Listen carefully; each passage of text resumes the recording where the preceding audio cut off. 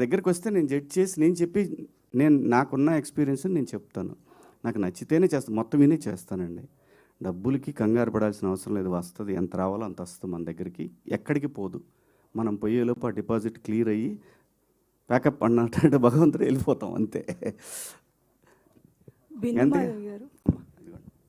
Hi అండి, congratulations to the whole team. Thank you. Cinema చాలా బాగుంది. అండ్ మీ క్యారెక్టర్ అంటే చాలా లాంగ్ గ్యాప్ తీసుకున్నాక చేసిన క్యారెక్టర్ ఇది. చాలా మంచి ఎమోషన్స్, అంటే ఒక క్యారెక్టర్ని ఇంత డెప్త్ ఉంటుంది మీరు చూస్ చేసుకున్న క్యారెక్టర్లో అని మీరు ఎమోషన్స్ ఏవైతే చూపించారో మీ క్యారెక్టర్లో, that was really very nice. అంటే హార్ట్ టచింగ్గా అనిపించింది. ఒక లేడీ అంటే as a person how much you are strong అనేది వినో.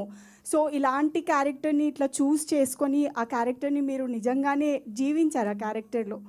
సో అండ్ ఒక చిన్నగా ఏమైనా మీకు అనిపించలేదా, నెక్స్ట్ నేను ఏదైనా ప్రాజెక్ట్స్ చూస్ చేసుకుంటే ఇలాంటి క్యారెక్టర్సే మళ్ళీ నాకు పడతాయేమో అన్న ఏమైనా ఆలోచన వచ్చిందా? And how you enjoyed this character?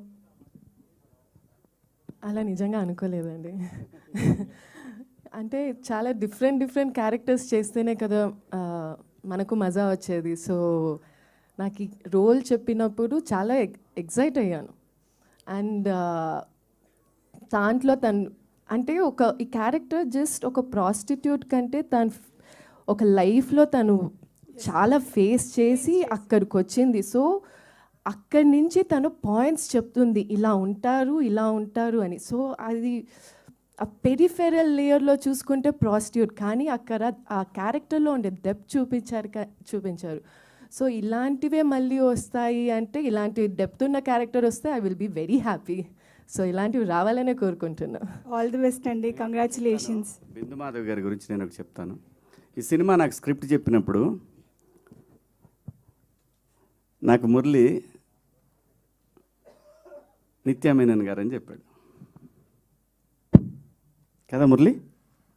ఆ తర్వాత బిందు మాధవ్ గారు అన్నప్పుడు పర్ఫెక్ట్, ఇంతకన్నా పర్ఫెక్ట్ లేదు. ఆర్టిస్ట్గా తనేం తక్కువ కాదు అస్సలు.